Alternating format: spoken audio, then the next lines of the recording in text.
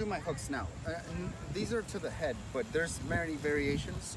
Even the jab has different variations, but we'll just go for the basic ones, which would be like the head area.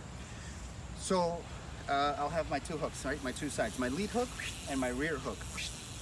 So again, my lead hook, many ways to do it. I'll show you, I think, the most common boxing way, which is to make the 90 degrees. So I'm gonna make 90 degrees forearm to elbow, and then 90 degrees upper arm to body. So 90 degrees, 90 degrees, and that's the hook, right? So where my shoulder is, that's where the punch is. So what I don't want to do is curl my wrist this way and then punch this way, right? Because that's the breaking point, and that's where a lot of like, not an injury, but you'll sprain your wrist, it'll hurt. Boom, so I'll just try to keep it locked in. Boom, that's a standard hook, right? Boom. And here's so that's the arm, and here's the power, right? The power is in the shifting of the weight from left to right. From left to right. So when I throw my hook, I'm gonna load on the left, which means I'm just gonna put a little bit more than half of my weight on that lead hip. See how the heel came up? I'm gonna switch the heels. And my hips will go from a little bit past my target to a little bit past my target. So that range. What I don't want to do is go 90 degrees this way.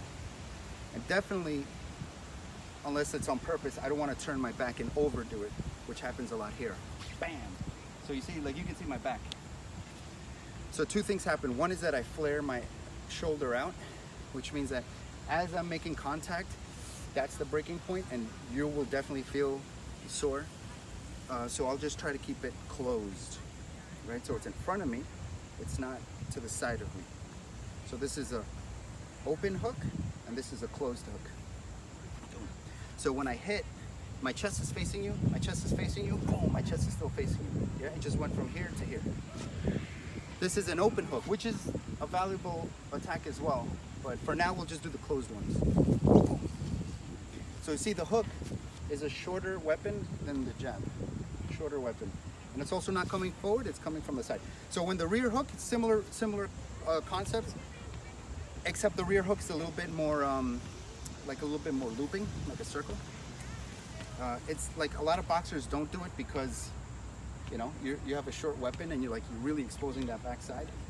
And it's just, they don't practice it, so it's kind of hard. But it's a similar concept. So when I'm already in my stagger stance, my hips, my chest should be a little bit off center.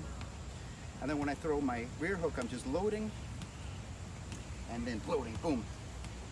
So I'm gonna, similar thing, yeah? See how short this weapon is? That's why it's not used too often. So I'll go with a long hook.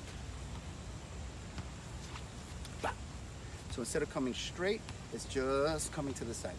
But same mechanics as the cross. Let's try that.